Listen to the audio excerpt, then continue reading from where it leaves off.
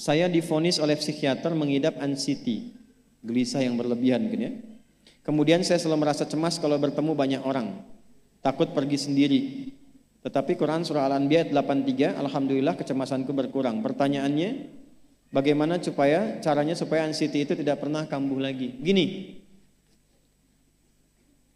Quran surah ke-51 ayat 49. Wa min kulli syai'in khalaqna zawjaini la'allakum tadhakkarun.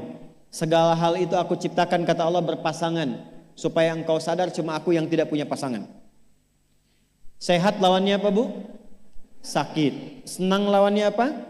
Sedih. Gelisah lawannya apa? Tenang. Maka kalau ada kegelisahan, kecemasan berlebihan, apa yang disebut dengan anxiety ini, maka cari lawannya. Apa lawannya? Tenang. Amalan apa yang banyak memberikan ketenangan, itu terapinya. Apa dalam Quran ayat-ayat dan amalan yang membantu menghadirkan ketenangan? Satu, saya tulis cepat. Dan saya sudah pernah sampaikan ini dan alhamdulillah insya Allah banyak manfaatnya. Satu, Quran surah 13 ayat 28. Amalannya dua, Quran surah ke-20 ayat 14. Tiga, Quran surah ke-4 ayat 103. 4, Quran surah ke-15 ayat 9. 5, Quran surah ke-54 ayat ke-17, 22, 32, 40. Ini untuk anxiety atau kecemasan berlebihan. 1, Quran surah 13 ayat 28. Perhatikan kalimatnya. Pelan-pelan, Bu. Ibu kalau gelisah, cemas itu adanya di hati atau di fisik? Dari hati baru mengalir ke pikiran kan? Baik, perhatikan bagaimana cara menenangkan hati sehingga pikiran ikut tenang. Ini langsung dari Allah. Ala bidzikrillahi tatma'innul qulub. Kata Allah, ala, yakinkan pada dirimu. Fokus.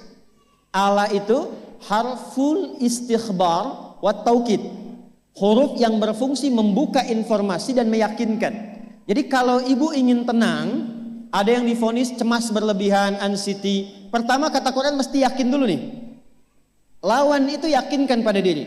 Bidzikrillahi, dengan banyak meningkatkan zikir kepada Allah, tatmainnul qulub, dampaknya ke hati memberikan ketenangan.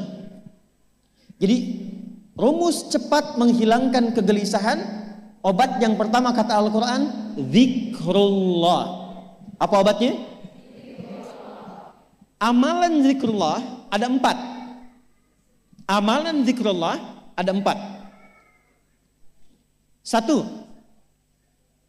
saya lompat dulu ke yang paling cepat, yang paling gampang, yang paling mudah. Quran surah ke-4 ayat 103. فَإِذَا قَضَيْتُمُ الصَّلَاةَ فَاذْكُرُوا اللَّهَ. Maka jika engkau telah tuntas mengerjakan salat, berzikirlah kepada Allah. Ibu kalau sudah salat ada zikir?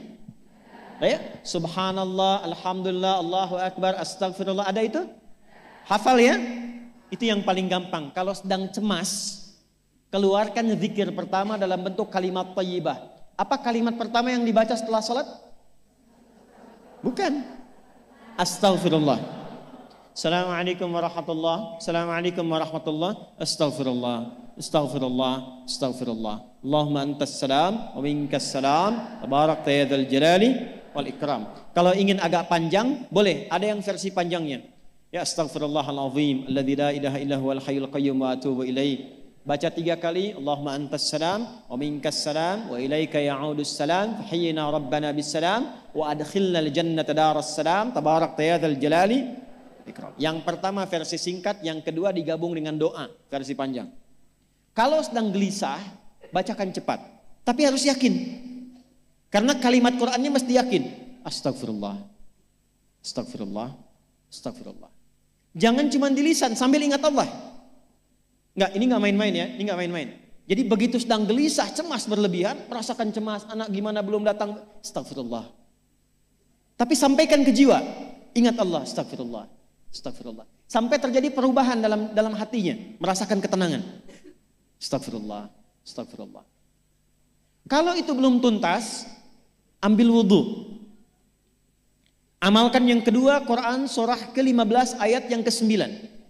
Inna nahnu nazzalna dzikra wa inna lahu lahafidhon. Dengan keagunganku aku turunkan Al-Quran itu sebagai zikir. Nah, Quran disebut oleh Allah sebagai zikir. Di antara fungsinya memberikan ketenangan pada jiwa. Ibu kalau sedang cemas, istighfar, masih ada sisanya wudhu, ambil mushaf menghadap kiblat. Baca, Bu. Apa yang terjadi? Nanti akan terjadi Quran surah ke-8 ayat kedua. Saya belum tuliskan karena ini detailnya. Innamal mu'minuna alladzina idza dzukirallahu wajilat qulubuhum wa idza tuliyat 'alaihim ayatuhu zadatuhum imana wa 'ala rabbihim yatawakkalun. Sepanjang ada insan beriman, kata Allah, dia dibacakan kepadanya Quran atau bahkan dia membaca sendiri, akan ada getaran pada jiwanya, meningkat imannya, tersambung hubungannya dengan Allah. Yang paling dahsyat, ibu ambil wudhu, buka mushaf, baru dibuka mushafnya, kok tiba-tiba ayatnya sesuai dengan apa yang kita rasakan. Kadang terjadi begitu. Lu tiba-tiba ibu baca aja ibu baca. Tapi bacanya bukan cuma di lisan, sambungkan lisan dengan kolbu. Kalau tahu, cari surat-surat yang sesuai dengan kebutuhan. Misal, maaf ya Bu ya, ada yang menganggap misalnya ibu nggak punya kelebihan, ditinggalkan oleh teman, dikecilkan bahkan oleh pasangan sendiri, buka surat Ad-Duha, buka surat Al-Insyirah. 2 aja dulu. Baca dengan tulus, mengalir ke hati. Begitu ibu bacakan Wad-Duha wal-laili idza saja ma wadda'aka rabbuka wa ma. Perhatikan, rasakan surah itu diturunkan untuk ibu. Karena begitulah cara baca Quran. Kata para ulama, kalau kita ingin merasakan kenikmatan baca Al-Quran, rasakan saat baca surat itu diturunkan untuk kita. Maka cara bacanya akan beda. Wadduha, demi segala kenikmatan yang telah aku berikan kepadamu, seperti engkau nikmat merasakan cahaya duha, aku bersumpah. Walaili idza saja, dan demi semua kesulitan yang kau rasakan sekarang seperti gelapnya malam. Ma wadda'aka rabbuka wa ma qala. Hei, tanamkan pada hatimu yang paling dalam, aku tidak akan pernah meninggalkanmu dan engkau tidak seperti apa yang orang-orang lain katakan. Kalau ibu rasakan baca Quran seperti itu, hilang gelisah. Masih ada lagi kegelisahannya. Menghadap ke arah kiblat, tunaikan sholat. Sholatnya apa saja? Sesuai dengan waktunya. Kalau duha, duha. Kalau nggak ada waktu khusus, ambil wudhu, sholat mutlak. Sholat wudhu. Menghadap ke kiblat. Lalu maaf, saya tutup. Saat sujud, tumpahkan semua kegelisahan itu dalam sujud. Tumpahkan semua sampai air matanya mengalir. Gak apa-apa, tumpahkan semua. Nanti rasakan perubahan yang terjadi setelah sholat tuntas dikerjakan. Karena sholat mengumpulkan semua jenis zikir ini. Istighfar ada dalam sholat? Ada.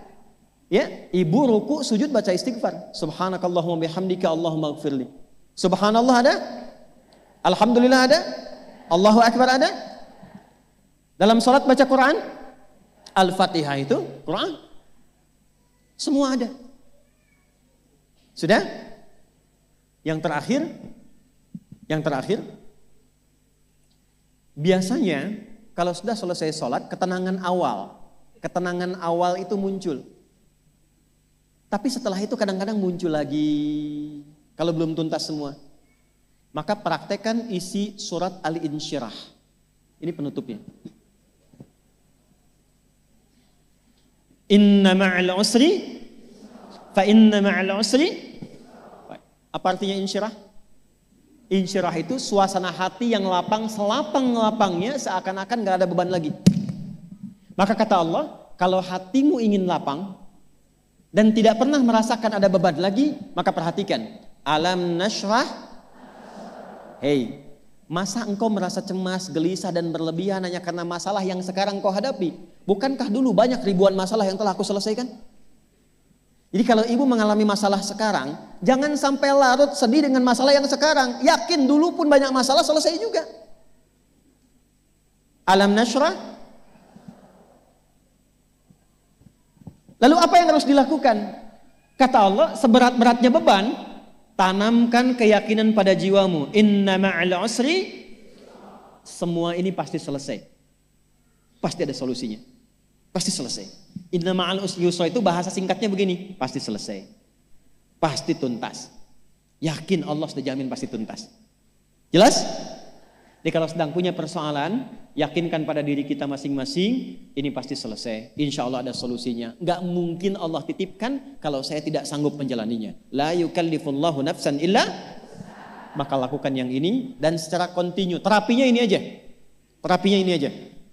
Gelisah lagi, zikir lagi. Gelisah lagi, buka Quran. Sampai itu hilang, tapi itu tidak akan pernah hilang kalau ibu gak yakin bisa mengatasinya. Karena itu hurufnya dibuka dengan ala, yakinkan, itu hilang. Jelas?